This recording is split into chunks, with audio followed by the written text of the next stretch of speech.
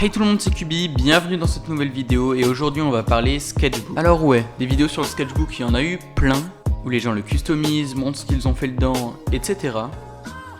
Très perspicace, merci Bernard, mais est-ce que t'as déjà vu quelqu'un fabriquer son propre sketchbook ? Ça, non. Et là, la vidéo, tout de suite, elle commence à devenir intéressante. Car ouais, je pense qu'à force, t'es au courant, tout le monde est confiné. Et peut-être qu'à force de dessiner, tu vas arriver au bout de ton bloc-notes, de tes feuilles ou je ne sais quoi. Tu vas vouloir aller en acheter. Tu vas pas pouvoir forcément aller dans une librairie car elles sont fermées en ce moment. Et comment tu fais alors ? Eh ben, je pense que t'es tombé sur la bonne vidéo, car aujourd'hui, on va essayer de fabriquer un sketchbook nous-mêmes avec un peu les matériaux qu'on peut trouver au quotidien dans une maison. Donc, c'est parti. Donc pour faire le même sketchbook que moi, il te faudra un bout de carton, un t-shirt, de la colle liquide, du fil à coudre, une aiguille courbe, une aiguille normale, une petite protection pour pas abîmer tes petits doigts, et enfin du papier. Enfin pour un sketchbook, je pense que ça paraît logique. Bon, cette fois, c'est vraiment parti. Premièrement, va falloir plier vos feuilles A4 que l'on veut transformer en A5. Et donc pour ça, je vous apprends rien, il suffit de plier votre feuille en deux. Vous allez donc faire ça sur toutes vos feuilles, ce qui à la fin vous donnera deux groupes de 10 feuilles pliées, ce qui s'appelle une signature. Et vous allez alors reprendre vos deux groupes de 10 feuilles et insérer chaque feuille les unes dans les autres. Et maintenant que tout est prêt, on va passer à l'étape la plus difficile, la couture. Mais avant ça, il va falloir vous faire un patron. Vous allez donc prendre en hauteur la largeur de votre feuille et comme largeur la longueur que vous voulez. Prenez plutôt une longueur paire car il va falloir ensuite tracer une ligne parallèle à ses côtés en son centre, puis mesurer 1,5 cm d'espace en haut et en bas de votre patron afin d'y tracer respectivement un point à chaque endroit, puis mesurer la distance entre ces deux points et placer encore un autre point en son centre, puis deux derniers points au centre de chaque distance entre le centre et les deux points. Tu suis toujours ? Ok. Car maintenant, on passe au plus dur. Non, ne barre pas, c'est largement faisable étant donné que moi-même j'y suis arrivé. Donc la couture dont je t'ai parlé avant, c'en est pas exactement, mais tu vas quand même devoir faire appel à ton fil et ton aiguille afin de passer à la reliure. Pour ça, tu vas d'abord percer à chaque page les 4 trous que tu as tracés grâce à ton patron, que tu peux déplacer sur chaque page sans avoir à refaire les mesures.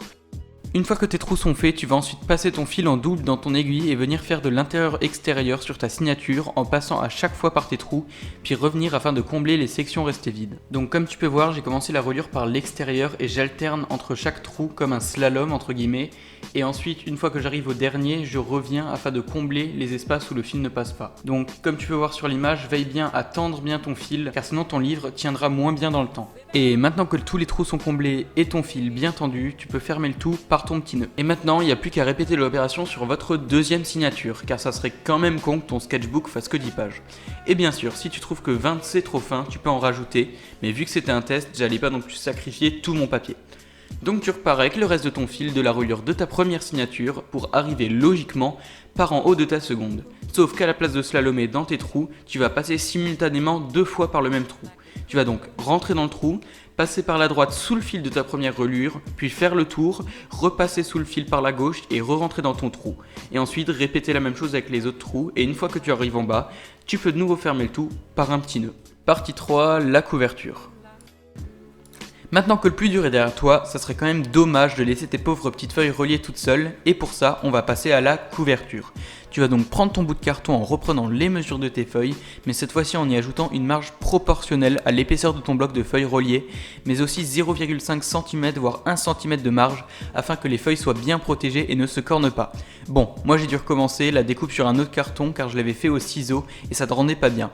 Donc un conseil, le cutter c'est mieux. Ensuite, tu vas prendre ton tissu et ton carton. Pense d'ailleurs à bien le tendre à plat sur ta table afin de faciliter le tracé et retracer le pourtour de ton carton avec une craie sur ton tissu. Le crayon, ça marche aussi. Puis retracer encore une fois autour avec cette fois-ci une marge de 2 cm de plus que les bords de ton carton.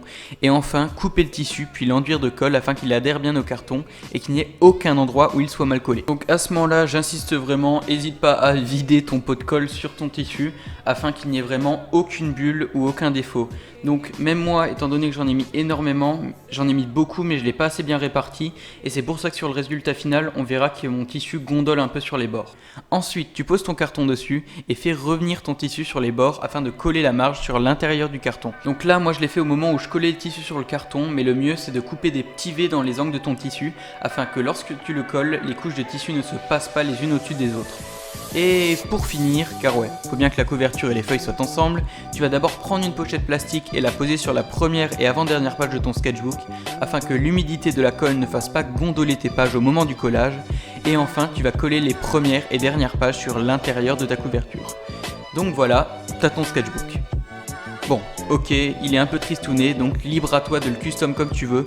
Pour l'instant, je lui ai juste rajouté 2-3 stickers que j'ai fait vite fait, mais je pense bien le faire changer dans le temps. Donc voilà le résultat. Franchement, je pense que je peux m'estimer plutôt content.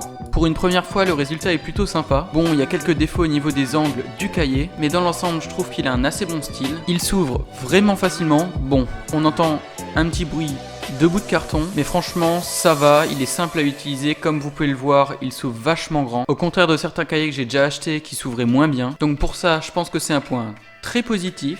Donc j'espère avoir quand même plus ou moins bien expliqué comment j'ai procédé pour le fabriquer, afin que vous puissiez le refaire malgré que ça ne soit pas un tutoriel. Donc j'espère que cette vidéo vous aura plu. Si c'est le cas, n'hésitez pas à me dire si vous voulez d'autres vidéos dans ce genre. Ça serait sympa de fabriquer d'autres objets, donc bien sûr toujours dans l'ambiance du dessin. Là c'est un sketchbook, donc je vais sûrement dessiner dedans. D'ailleurs si ça vous intéresse, je pourrais vous montrer l'avancée des dessins que je fais dedans, un peu comme les dessins du mois que j'ai fait 2 fois l'année dernière. Bon, je pense que ça peut quand même être un format plutôt intéressant. Je pense qu'à la fin, quand mon carnet sera complet, et même là, je prends beaucoup plus de plaisir à le tenir en main, sachant que c'est moi qui l'ai fait, que si je l'avais acheté tout préfet en magasin.